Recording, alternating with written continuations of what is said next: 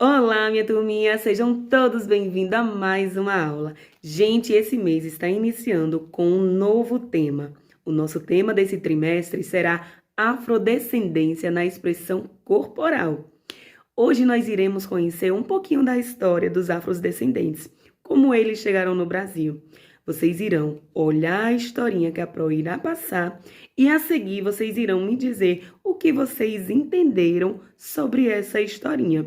Não pode ficar de fora, tá bom? Após a historinha, envia aí para Pro um áudio, uma foto, falando o que vocês entenderam sobre esse vídeo. Tenho certeza que vocês irão tirar uma nota 10, porque isso a gente já conhece, ó, desde muito tempo atrás. A gente vai só fazer uma recordação, tá bom? Vou esperar a atividade de vocês. Envia aí para Pro. Beijo, meus amores. Segue o vídeo aí.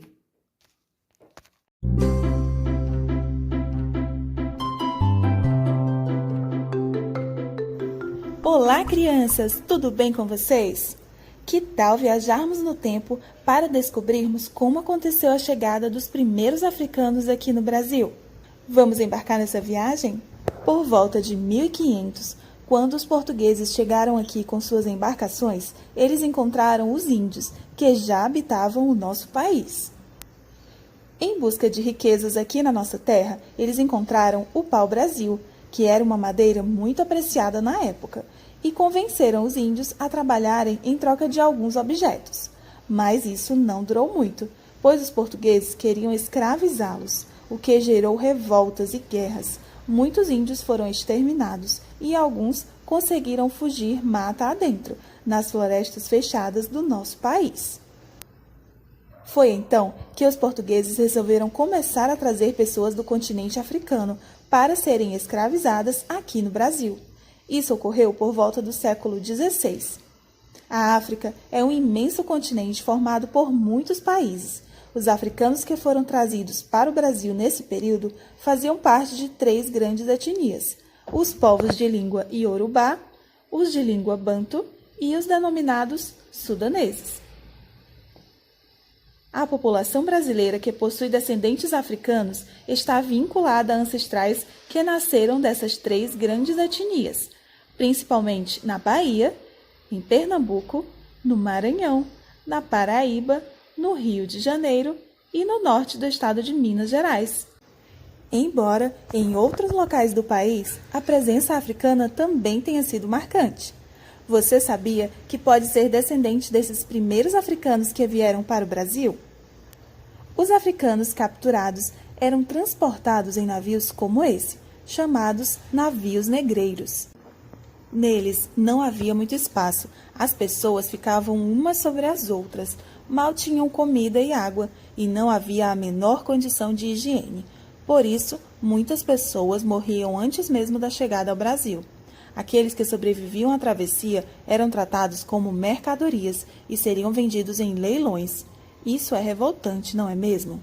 O comércio de africanos rendia muito dinheiro aos traficantes de escravos, aos comerciantes e aos governos da época. Os escravizados trabalhavam em serviços tais como criação de gado, mineração, trabalhos domésticos, construção, lavoura, dentre outros. Um dos que teve maior destaque foi o plantio de cana-de-açúcar, que era realizado em fazendas como essa, chamadas engenhos. No engenho, normalmente tinha a casa grande, onde viviam os donos da fazenda, e alguns escravos trabalhavam fazendo serviços domésticos. A senzala, que era uma espécie de galpão onde os escravos ficavam amontoados e em condições precárias. O canavial, a moenda e a roça era o local onde eles trabalhavam. Muitos tentavam fugir, alguns eram capturados pelo capitão do mato e sofriam com duros castigos físicos. Porém, os que conseguiam se refugiavam em locais como esse, chamados de quilombos.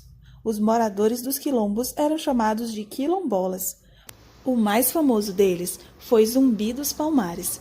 Ele liderou o Quilombo dos Palmares. Foi capturado e morto no dia 20 de novembro de 1625. Em muitos estados do Brasil, houve líderes que, assim como Zumbi, lutaram contra a escravização. Em 13 de maio de 1888, a princesa Isabel assinou a Lei Áurea, que decretou o fim da escravidão no Brasil. Mas, apesar do fim da escravatura, por muito tempo faltaram leis e políticas para que os negros libertos conseguissem se adaptar e fossem aceitos pela sociedade brasileira. Ainda hoje, essa luta continua. Precisamos ter consciência da imensa contribuição dos descendentes africanos na construção da sociedade brasileira. Podemos observar isso através de elementos como a culinária, a música, a religião, vocabulário, dentre outras coisas. Por isso, no dia 20 de novembro, a mesma data em que Zumbi dos Palmares foi morto, comemoramos o Dia da Consciência Negra. E então, gostou do vídeo?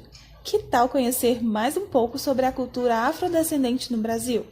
Pesquise mais e assista também nossos outros vídeos. Um grande beijo para você e até a próxima!